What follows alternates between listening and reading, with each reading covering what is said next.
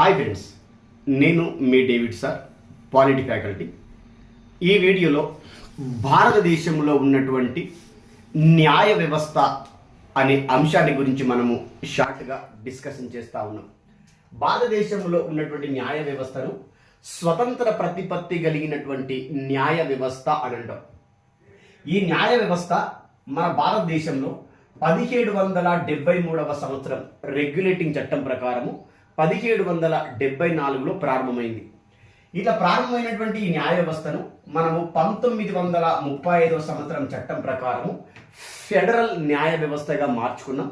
ఆ ఫెడరల్ న్యాయ వ్యవస్థను మన భారత రాజ్యాంగంలో ఎప్పుడు చేర్చుకున్నామంటే 1950 జనవరి 28న చేర్చుకున్నాం.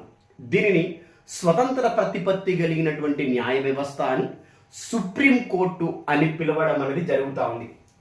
మన భారతదేశంలో అత్యున్నతమైనటువంటి న్యాయ వ్యవస్థ సుప్రీంకోర్టు. ఈ సుప్రీంకోర్టు కింద ఉండేటటువంటి న్యాయ వ్యవస్థలు హైకోర్టులు. మన భారతదేశంలో ప్రస్తుతం మనకి 25 హైకోర్టులు ఉండడం అనేది జరిగింది. ఈ 25 హైకోర్టుల కింద మళ్ళా ఇంకా సబార్డినేట్ కోర్ట్స్ ఉంటాయి.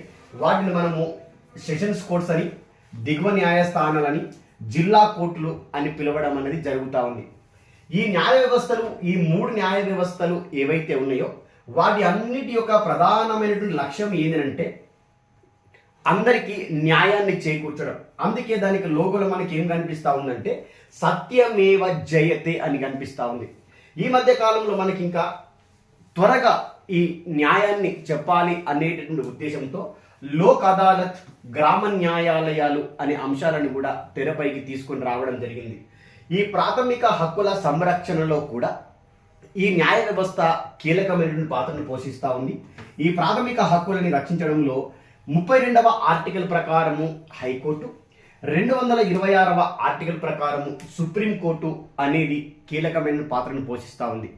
ఈ విధంగా మన భారతదేశంలో కీలకమైనటువంటి పాత్రను పోషిస్తూ ప్రాథమిక హక్కుల యొక్క సంరక్షణకర్తగా, ప్రజాస్వామ్య సంరక్షణకర్తగా, రాజ్యాంగ సంరక్షణకర్తగా ఈ న్యాయ వ్యవస్థ పనిచేయడం అనేది జరుగుతూ ఉంది.